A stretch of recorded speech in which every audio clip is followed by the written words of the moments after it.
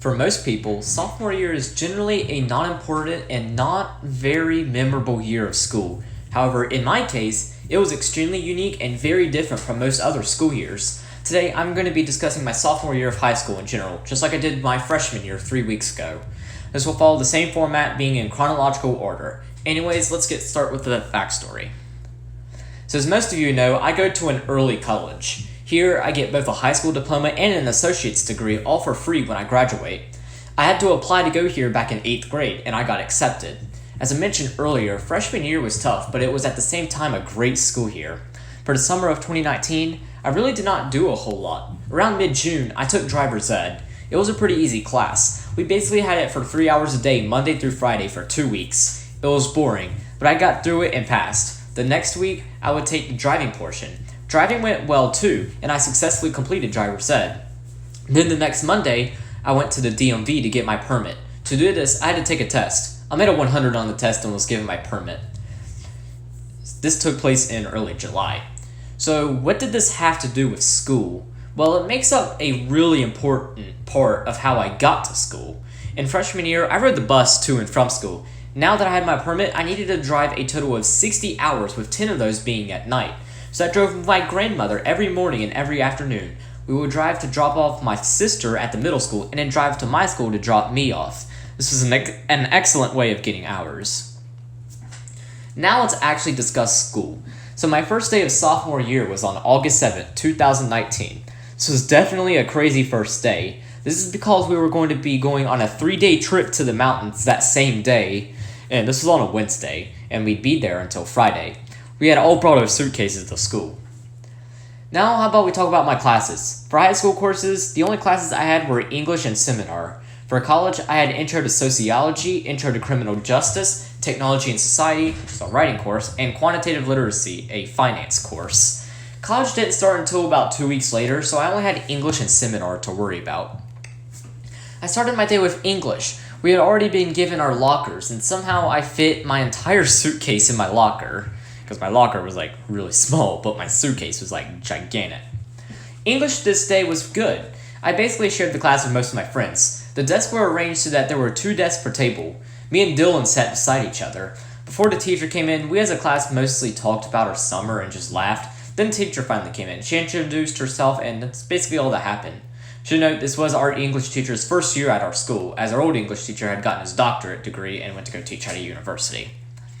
The next period was the study hall. Normally during this time, I would have quantitative literacy, but this was a college class, and that didn't start until much later, so it was just study hall, which, in that study hall, I think all I did was play on my Switch.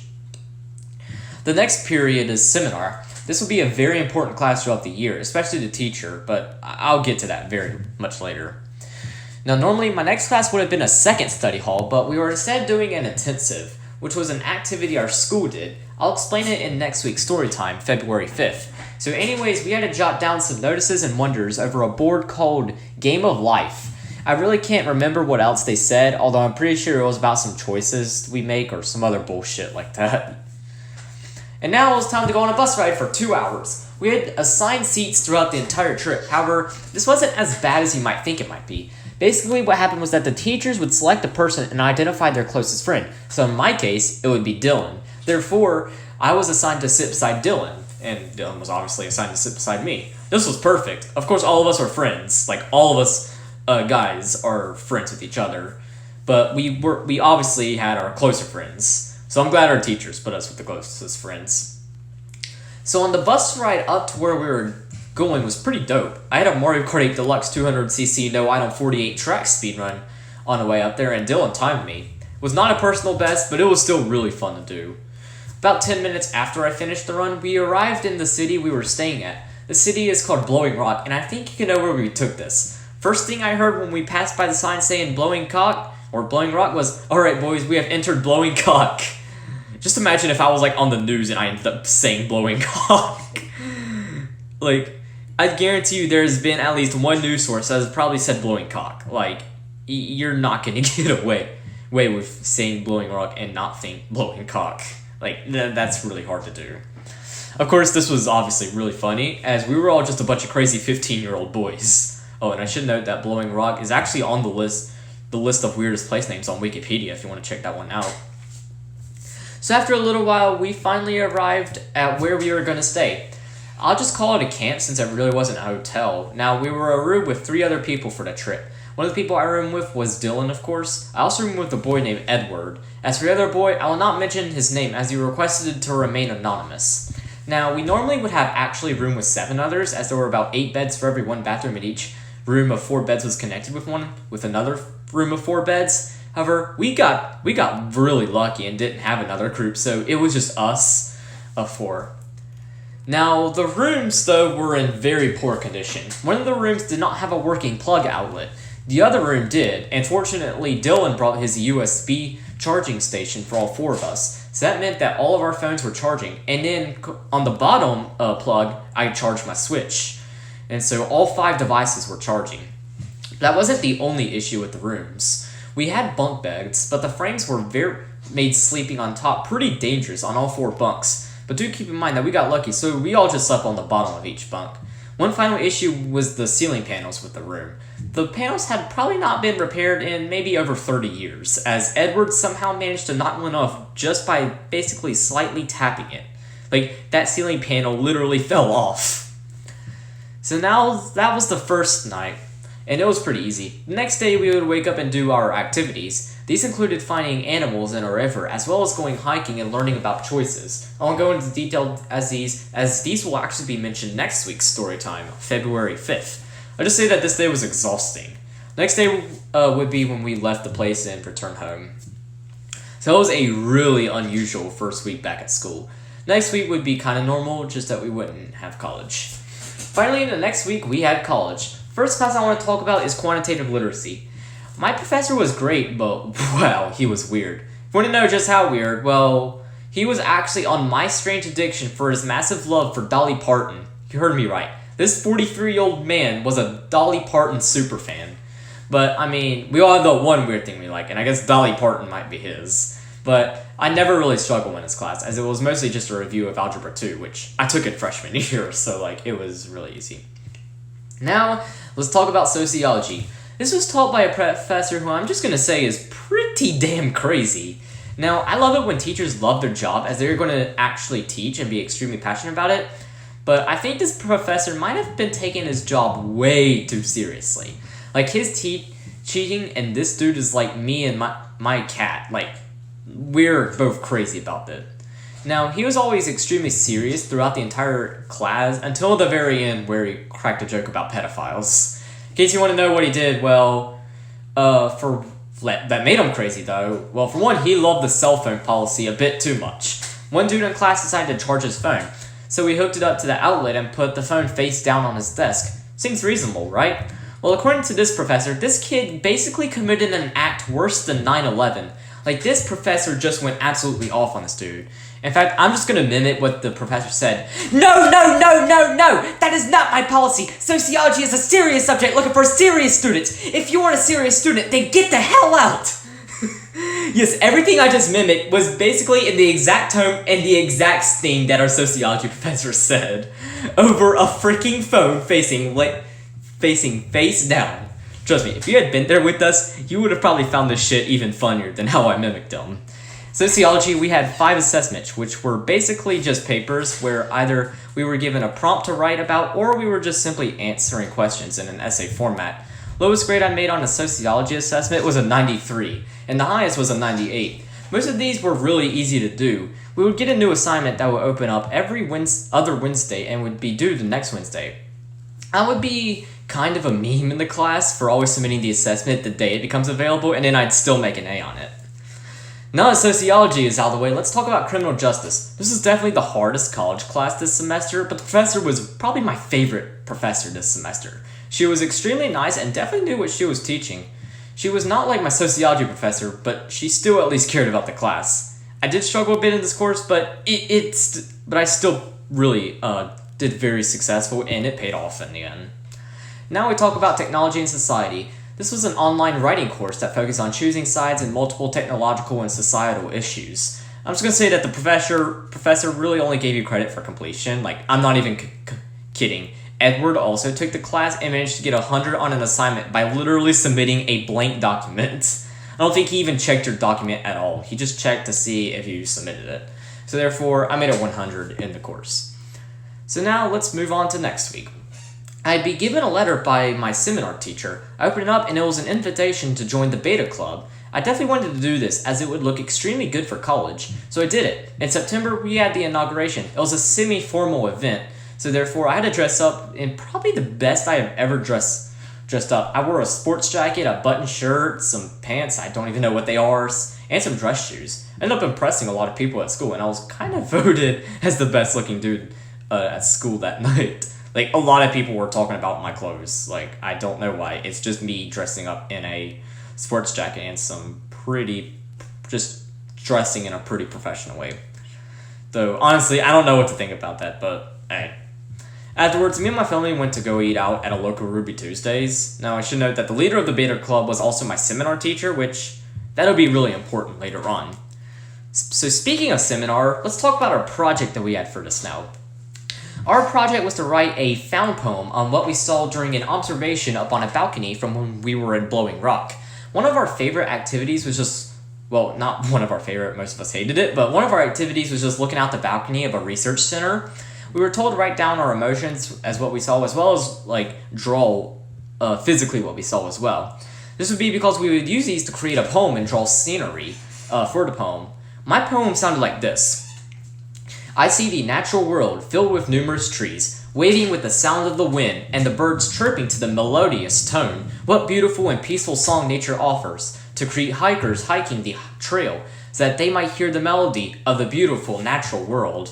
Of course, the poem was shit, but who cares? Afterwards, we were tasked to put it on a poster and includes basically what we saw while on the balcony.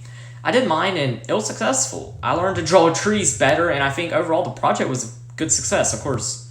Poem was pretty bad, but it was good, so it was hung up on the wall. However, I'm just going to say that my seminar teacher failed me here. He somehow managed to accidentally put it upside down. Like, I get the trees might have been a bit confusing, but did this dude realize that there were words on it?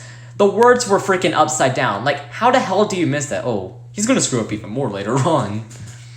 So anyways, let's talk about quality of life in school so far. So far it was extremely great, and I was really stressed. To have some stress from criminal justice, but everything else was really good, and life was extremely good right now. Like, I was not stressed at all. Now in English, we had just finished reading a book called Night by Elie Wiesel. It's basically Wiesel's personal experience of being in a concentration camp during World War II. We had to make some posters in a group of 5 of us. I was paired up with 4 girls, and 4 of them were great at art. Now for this project, we had to create 2 pie charts, as well as do some mathematical calculations for some random shit I forgot. I was in charge of doing the math, just because I'm good at math, and I also did all the research, while the girls did the artwork and had the ideas, since the girls were extremely good at drawing. Worked very well, and the project turned out very nice. This project was extremely good. However, we somehow made an 88 on it. And what's weird is that was the highest grade for the whole grade. We made the highest grade. Our teacher had basically graded us very strictly on it for some reason, but I still made a really good grade in this class, so it didn't really bother me. Now we reach October. This was the end of the first quarter. It also meant the end of sociology, as it was an 8-week course. This means that now was time for our comprehensive exam, or final exam.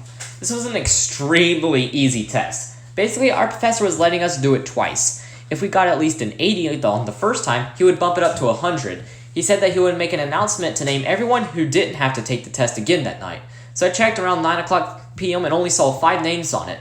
There were 30 of us in the class, so only a few got at least an 80. Fortunately, I was one of those 5 who made above an 80, meaning I didn't have to take the test the next day. So while everyone was taking the comprehensive exam, I was just playing on my Switch. While everyone's just taking a very important test, I'm just casually on my Switch. So now let's talk about English again. We had a new project. This time we read All Quiet on the Western Front, which is a required reading for 10th grade. It was basically a book about a German soldier during World War I. We basically had to write a poem and add pictures surrounding it about a symbol throughout the book. In the book, the main character Paul kills a French soldier with a knife. I found the knife as a symbol, so I used it in my poem. This poem was called The Death Striker. And so the poem goes, "Through these bullets and shell fire, I hide in the mud. A French soldier comes near me, so I stab and spew his blood. Grief compels me heavily. I stab the life out of him. I tried to bandage him up some, but he still looks grim. I see his pocketbook beside him. I see pictures of his wife and daughter. They will probably be in tears when they hear their man was slaughtered. I can't do much for them because they probably wish I'd die. So I put some money in his pocketbook and say to his lifeless body, bye." Poem in general was pretty shitty, but I really don't care. I made 100 on the assignment, so. Now let's talk about my new class. My new class that I was taking was public speaking, and I think you know what we're doing here. We had 4 speeches that we had to do. We basically had to do a tribute speech, and we had to do a persuasive speech. We had to do a informative speech, and then we had to do a how-to speech. Let's talk about the first one, being the tribute speech. We had to pay tribute to someone or talk about how something or someone enhanced their life. So I decided to pay tribute to Masahiro Sakurai, the creator of Smash Bros. And Kirby. Both of these games I absolutely love, so I might as well talk about them while they're too good. I made a 94 on this one. Now let's talk about the next speech, being the how-to speech.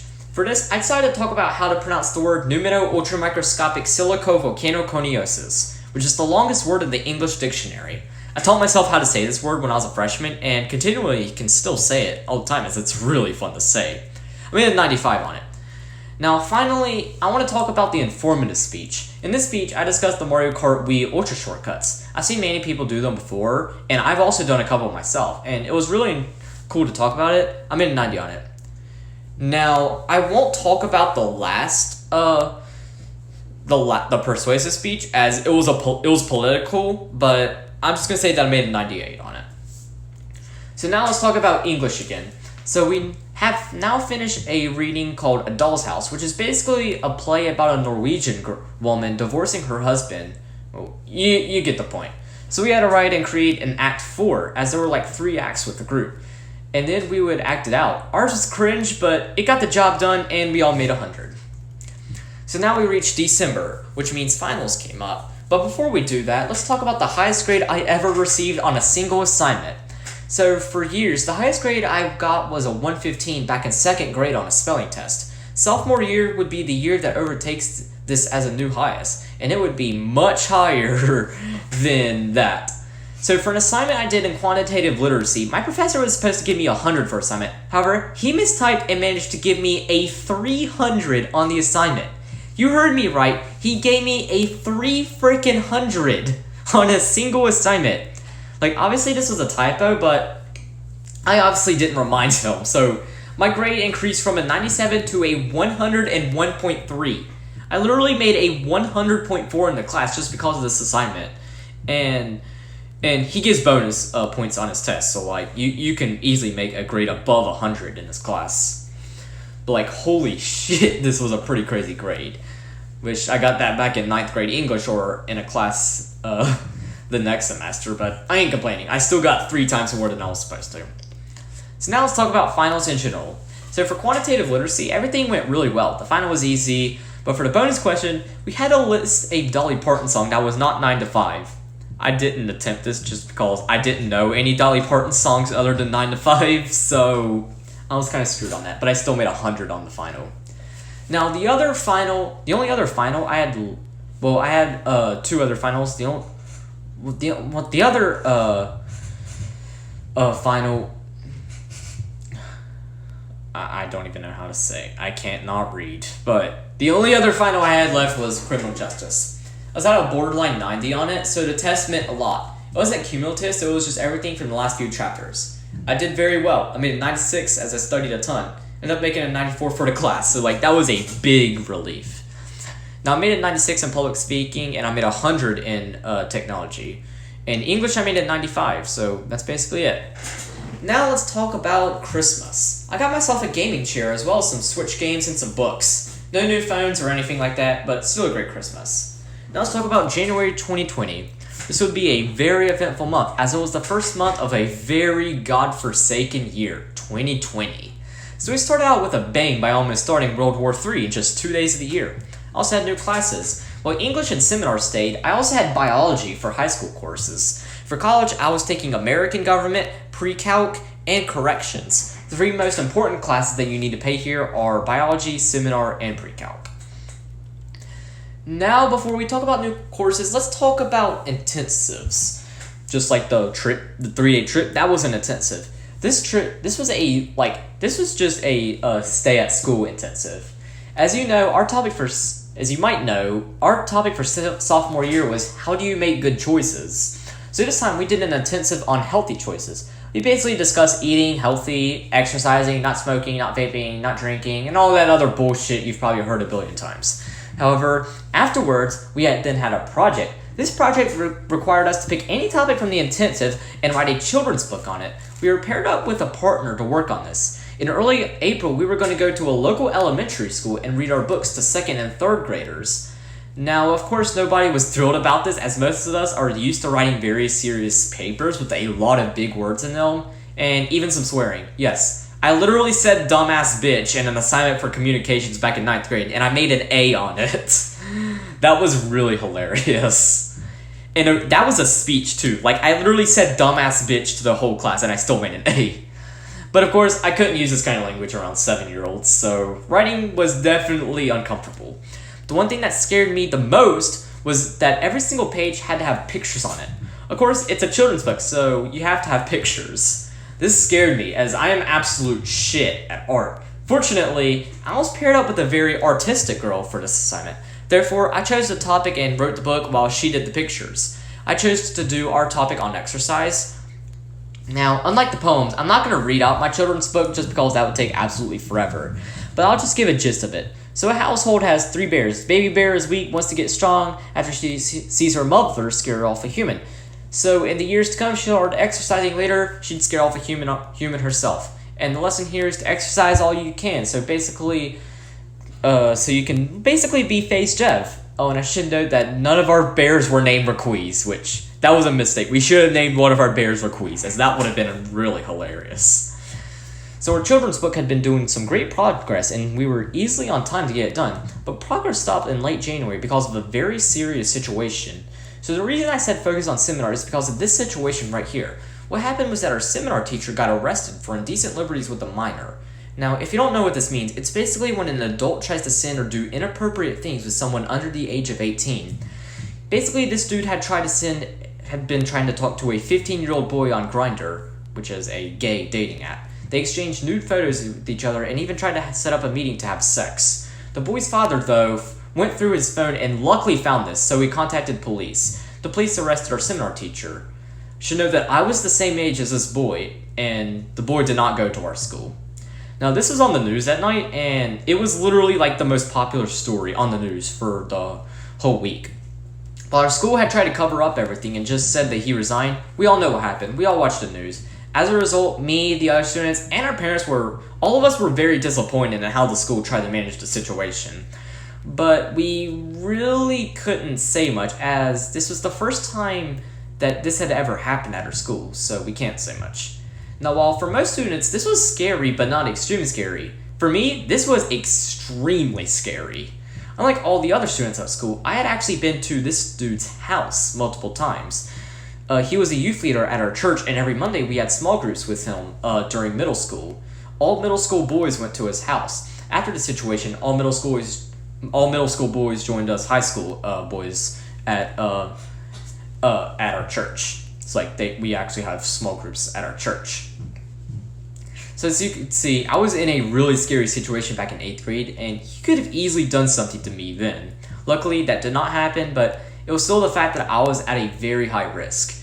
Now, when a high school teacher gets arrested for something like this, you know it's going to blow up very quickly in the school. Next day I went to school, I repeat, everyone at school was talking about this. Why wouldn't we? Our teacher just got exposed for being a pedophile. Of course we were going to talk about this. We're 15-year-olds. Now, the teachers never made any comments on it, as said before, but we all know what everyone was talking about.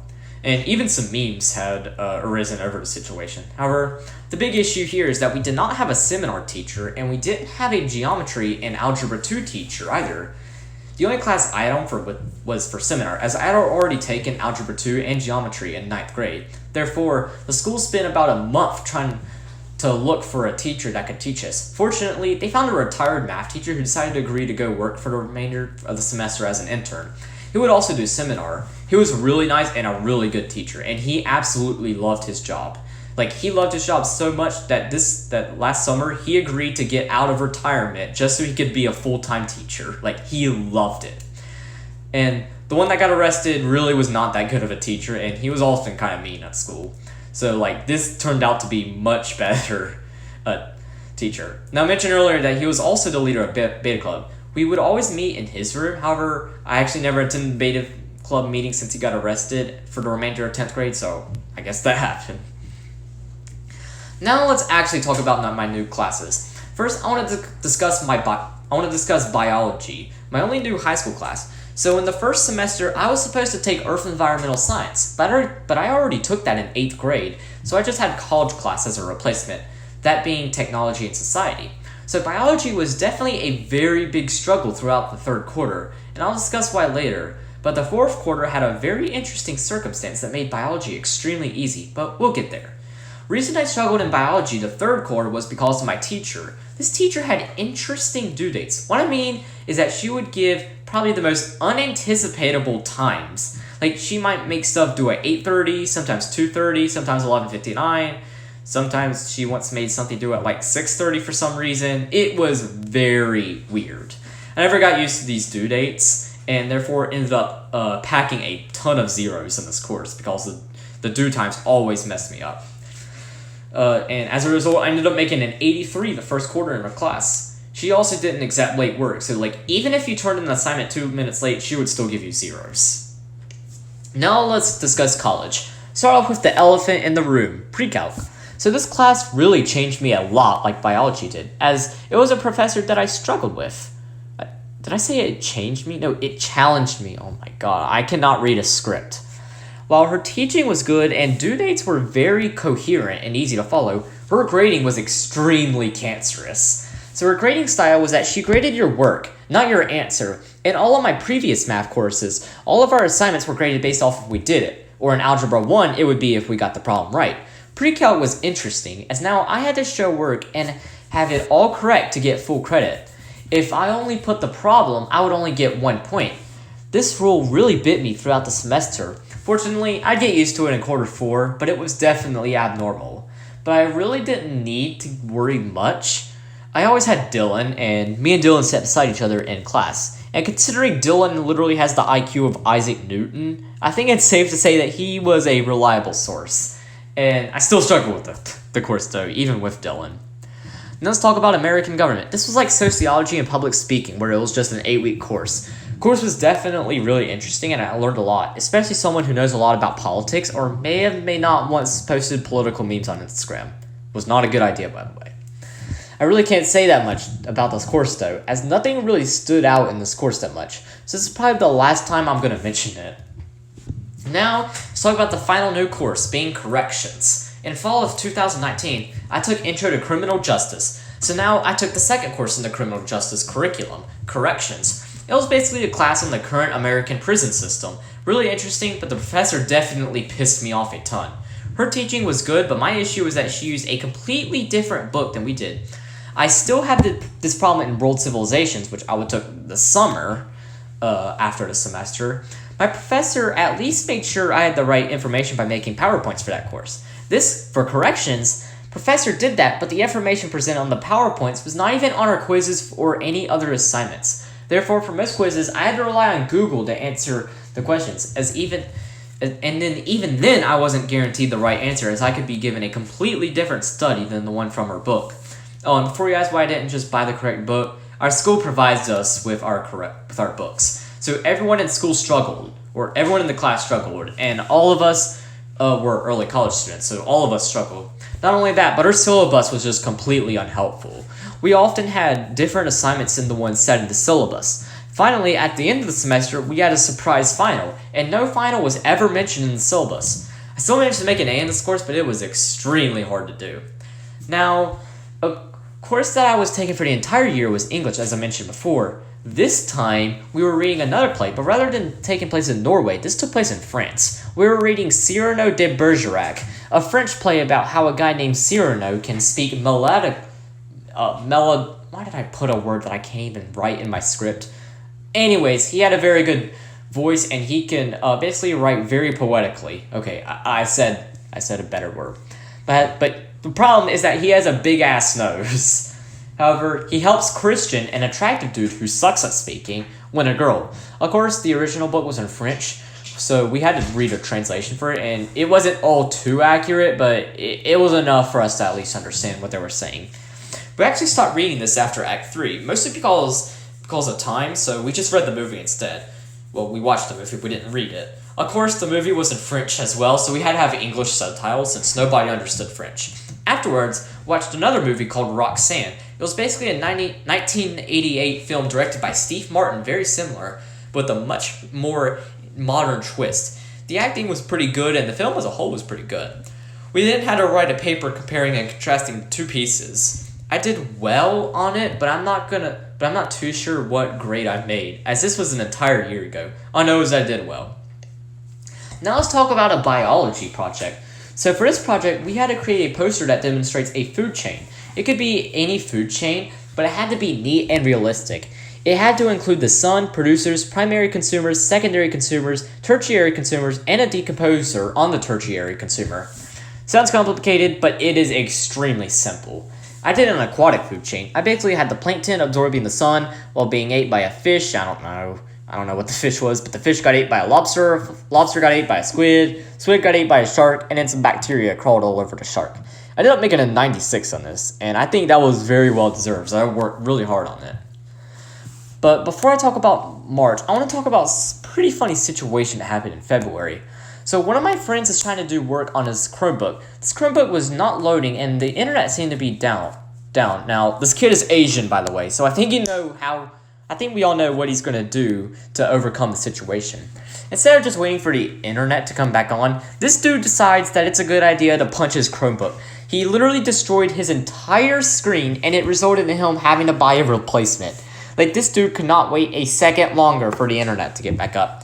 It became a pretty big meme throughout the entire school. I also watched him punch his Chromebook in person, and that was extremely hilarious. Now let's talk about March, which is the main reason why sophomore year was so unusual. But before I get to that part, I want to talk about my grades for quarter 3. So I made a 96 in English, an 83 in biology, an 82 in pre-calc, a 93 in corrections, a 90 and a 96 in American government. I've already explained what I screwed up on, so let's talk about my new class. Since American government was over, I was now taking principles of management. So you can probably tell by just the name, this class was very boring. This professor was also said to be really mean. Like, some of my friends had heard the semester before, and they said that the entire class got kicked out because people were talking and they were on her phone while she was teaching. She also was very common to yell, as we had already heard her yell when we were in public speaking, so this was a bit scary. Fortunately, I only had her for 1 week, as a very unique situation arose the next week. So I think you know what I'm going to talk about next. If you predicted the coronavirus, then you'd be right. So in mid-March of 2020, why did I write 2020? Okay, so on my script, I wrote 2021. Like, we're still dealing with coronavirus now, but like, this took place March 2020. Oh, I should have proofread this more. So in March of 2020, coronavirus hit and put all of us on lockdown. This resulted in our school having to do online learning, meaning all of my schoolwork was done at home. Surprisingly, this actually worked really well for some classes. One example was biology. I mentioned that for biology, I struggled with due dates and weird due times. This wasn't the case anymore, as our biology teacher made everything due at 11:59. Because of this, my grade soared from an 83 all the way to a 96. Also, we were working on a grade-wide project where we were basically creating all the organelles inside of a cell with household objects. Each class did a single cell and different groups created the organelles. But our class was so big that we did 2. My group had to do the endoplasmic reticulum for a fungus, but Because we were on lockdown, we couldn't do this project, and we got waived. It also benefited me in management. Since I wasn't dealing with a crazy professor, I was instead doing the quizzes online and learning at my own pace. It also really helped my friends who were taking sociology at the time.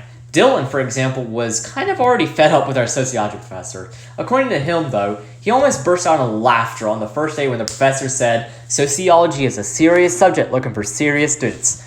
Dylan also did really well in this course like I did, but it was actually because of me that he did well. I let him look at all of my sociology assessments so that he could get an idea of what an A-looking paper looked like.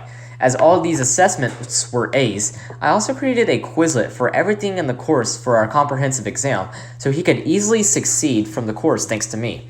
It was really in a sense of saying thank you, as he had helped me a ton in pre-calc as well as a bunch of other classes. Another way this benefited me was in English. So in English, throughout the year, we studied a thing called stems. These were basically suffixes and prefixes and other stuff like that. You know, like the terms pre, post, try, contra, that kind of bullshit.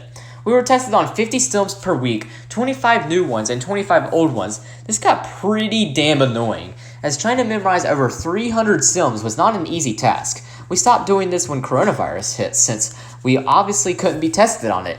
It helped my grade a lot, but I got really annoyed by it throughout the year, though, so I was definitely happy that this annoyance was off my shoulders. Finally, probably the biggest way the coronavirus pandemic benefited me was seminar. As I told you before, we were working on a children's book about healthy choices. We were about 2 weeks away from the deadline, and me and my partner still had a lot to do. Fortunately, our principal had announced that seminar was going to be waived and everyone was going to pass for it. We would have had the project canceled anyway since we could not read to children on lockdown, but I was relieved to hear this. Also in seminar, we would read a Newsella article every Friday.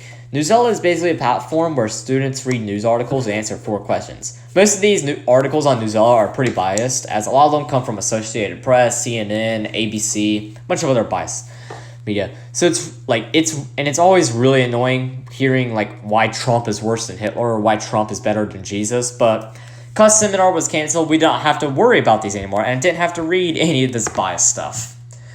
Now let's discuss how the lockdown harmed me. Probably the class that saw me struggling the most because of lockdowns was corrections. Our professor had already done pretty awful in person. I mean, she was decent, but she's still pretty bad. But she was way worse online. No due dates for any assignments seemed to be announced. Assignments went 4 weeks without being graded, and we were given an unexpected final in May. Syllabus did not mention a final at all, as stated before. Combine that with not having her book and not even getting class time to ask her questions. Yikes, this was awful. My grade didn't drop that much. I actually increased my grade to a 95 until the surprise final. On that, I made a 47, and that includes using Google. Dropped my grade down to a 92, so I still at least passed with an A. Another way lockdowns affected me negatively was pre-calc. It might seem weird me saying this when my grade actually rose, but that's only because of the final exam. I ended up having a borderline 80 in the class up until the final. Since I was not in class directly to learn the material, I struggled a bit as I had to basically teach myself this stuff. However, the final is what helped me. If I did poorly, I would drop to a C, so I worked about 6 hours on it, and I came back with a 97 on it. This was very relieving, as it was also a really enjoyable test to take as well, as I worked over 6.5 hours on a 30-question test. Now let's talk about what grades I made in each class for quarter 4. In English, I didn't have a grade for quarter 4 as I just got it waived. In biology, I made a 96, giving me an 89 for the course. Pre-calc, I made an 85. Management, I made an 88. And finally, in corrections, I made a 92. Because of unusual times and unusual teachers, I was not able to make all A's like I did the fall or like what I'm doing now in junior year. But I think it was still a very productive semester. So another thing I want to mention is that around April of 2020, I also signed up to take summer courses. They are only available for rising juniors and seniors. Since I was a rising junior, I could take college courses over the summer. I decided to take World Civilizations and Business Law. Both of these classes were very enjoyable and some of the best college courses I ever took. However, I will discuss these more on my May 28th story time, which on that story time I plan on discussing junior year like I am doing with sophomore year right now. Sophomore year was definitely a very interesting and unusual school year for me, with the main reason being because of the coronavirus pandemic in quarter 4. I would say that sophomore year was probably the weirdest school year, even weirder than junior year right now, or even freshman year. That's all I have for this week's Storytime. Next week, for Storytime 6, I am going to discuss intense